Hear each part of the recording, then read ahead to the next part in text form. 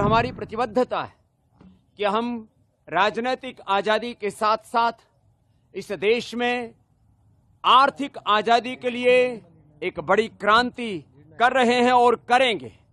किसी भी स्वाधीन राष्ट्र के लिए बहुत शर्मनाक होता है कि उस देश की अर्थव्यवस्था यदि आजाद नहीं होती है, विदेशी हाथों की गुलाम होती है, तो कभी भी देश पूर्ण सम्मान और स्वाभिमान के साथ, पूर्ण आजादी के साथ जी नहीं सकता है। जो बगावत हमने बांग्लादेश में देखी, जो बगावत हमने श्रीलंका में देखी, पाकिस्तान और अफगानिस्तान सहित पूरी दुनिया के मिडिल ईस्ट में ये बहुत बड़ा उपद्रव हो रहा है। पूरे देश में तांडव हो रहा है। भारत भूमि जो ऋषियों की भूमि है, वहां पर जब हम गैंगरेप जैसी घटनाओं को देखते हैं तो हृदय कांप उठता है। आज 78वें स्वतंत्रता दिवस, स्वाधीनता दिवस को देश मना रहा है।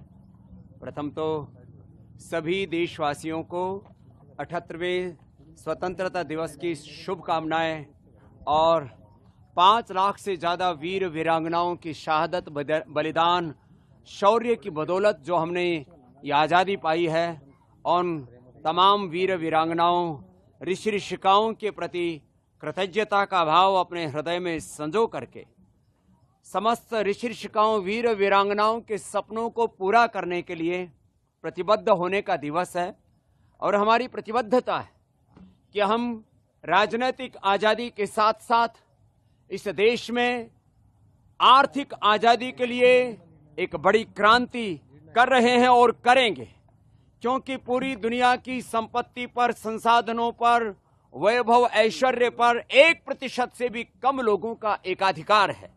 उन साम्राज्यवादी ताकतों ने अपने क्रूर पाशों में पूरी दुनिया की सारी संपत्ति को एक तरह से रौंद रखा है, उन्होंने अपने हाथों में जकड़ रखा है। तो इस देश को आर्थिक आजादी मिले। ईस्ट इंडिया कंपनी से लेकर के ब्रिटिशर्स ने 1000 लाख करोड़ रुपए की इस देश में लूट की। अभी भी लाखों करोड़ की अर्थव्यवस्था पर भारत के शेयर मार्केट से लेकर के, भारत के एफएमसीजी सेक्टर से लेकर के ऑटोमोबाइल, मोबाइल, एग्रीकल्चर इंडस्ट्री में एमएनसीज का बहुत बड़ा आधिपत्य है। और किसी भी स्वाधीन राष्ट्र के लिए बहुत शर्मनाक होता है कि उस देश की अर्थव्यवस्था यदि आजाद नहीं होती है, विदेशी हाथों की गुलाम होती है, तो कभी भी देश पूर्ण सम्मान और स्वाभिमान के साथ, पूर्ण आजादी के साथ जी नहीं सकता है।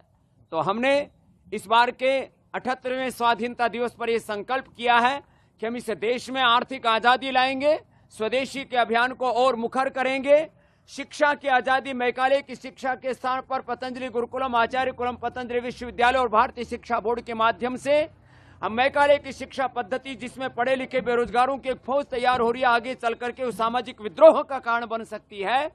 तो हम शिक्षा संस्कार मूलक हो, रोजगार मूलक हो, उसमें स्वाभिमान हो, सम्मान हो, नैतिकता हो, मानवीयता हो, कि बच्चे कभी, युवा कभी देश के खिलाफ बगावत ना करें। जो बगावत हमने बांग्लादेश में देखी, जो बगावत हमने श्रीलंका में देखी, पाकिस्तान और अफगानिस्तान सहित पूरी दुनिया के मिडिल ईस्ट में ये बहुत बड़ा उपद्रव हो रहा है। तो हम एक ऐसी संस्कार मूलक शिक्षा के बीज इस देश में बोएंगे जिससे कि शिक्षा की स्वाधीनता मिले। चिकित्सा की स्वाधीनता का तो अभी बहुत बड़ा सपना बाकी है, क्योंकि एलोपैथी की जहरीली दवाइयां खा खा करके करोड़ों लोगों की मौत हर साल हो रही है। हमने दुनिया का इतिहास पढ़ा है कि ब्रिटिशर्स ने पूरी दुनिया में अपना राजनीतिक साम्राज्य कायम करने के लिए 10 करोड़ से ज्यादा लोगों का कत्ल किया। ऐसे ही इस्लाम के नाम पर भी करोड़ों लोगों का कत्ल हुआ है।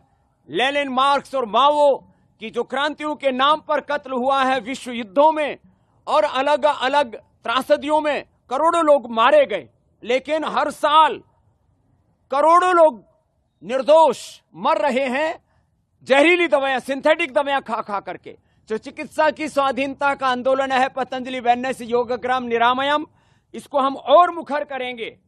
एक तरफ आर्थिक आजादी, दूसरी तरफ शिक्षा और चिकित्सा की आजादी, तीसरी तरफ सांस्कृतिक और वैचारिक आजादी, और रोगों से, नशा से, वासना से इस देश को आजादी दिलाने के लिए, क्योंकि जिस तरह से सोशल मीडिया के माध्यम से एक बहुत बड़ा वैचारिक युद्ध चल रहा है, उसमें भारत के बच्चे और जवान बर्बाद हो रहे हैं। इस तरह से लोगों के दिली दिमागों में वासनाओं की आग भड़क रही है। आए दिन दुराचार, अनाचार, व्यभिचार, गैंगरेप की घटनाएं हो रही हैं। इसका एक कारण है हम योग विमुख या तो हो गए और कर दिए गए, और पूरे देश में तांडव हो रहा है। भारत भूमि जो ऋषियों की भूमि है, वहां पर जब हम गैंगरेप जैसी घटनाओं को देखते हैं तो हृदय कांप उठता है।